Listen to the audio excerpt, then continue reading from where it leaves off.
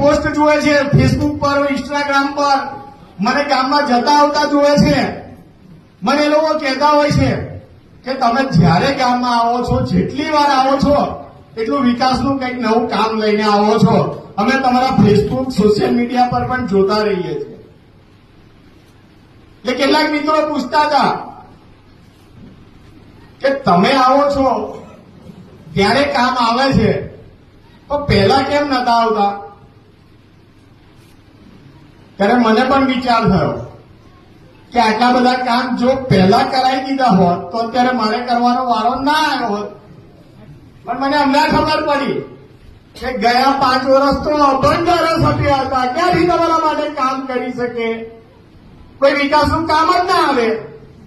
ગયા 5 વર્ષમાં અભણ ધારાસભ્ય હું નથી કહેતો, એ ધારાસભ્ય પોતે કે છે હું તો અભણ હતો. તો અભણના રાજમાં કામો વિકાસ ના આવે.